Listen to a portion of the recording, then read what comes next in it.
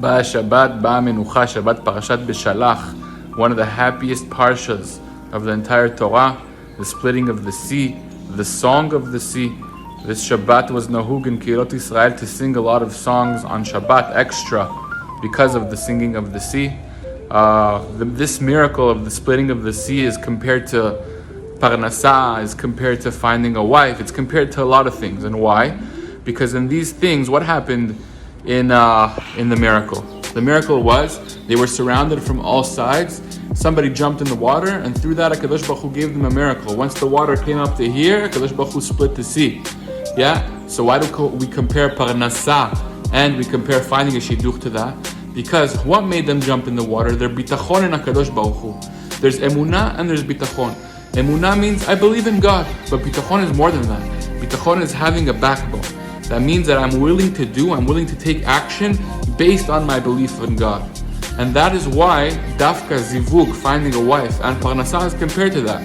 Because both of these things are actions that we do in order to show bitachon and HaKadosh Baruch Hu. In business, when we take chances, and what's a bigger chance than marrying somebody and not really knowing? Because as much as you date a person, eventually when you're married to them, that's when you really get to know them. So that's why it's compared to Kriyat Yam Suf. Another thing is, the pasuk says in the parasha, "V'chamushim alu bnei Israel meretz Mitzrayim." V'chamushim, yeah. Rashi explains what does v'chamushim mean. Either it means mezuyanim, meaning they had weapons and they were ready for war, or it means 1 out of 5. Why? Because 1 out of 5 Jews came out of Egypt.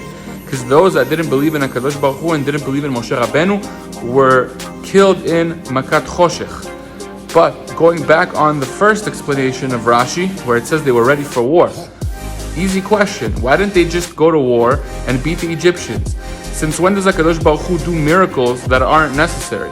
They could have just went to war. Yeah? Over here we see a huge insight in what this whole series of parashot were that we got out of Egypt. The whole thing is for what? For one purpose only. For the Jews to get bitachon and emunah in HaKadosh Baruch Hu, to believe in God.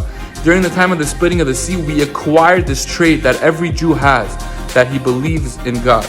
Right after this, we had a war with Amalek.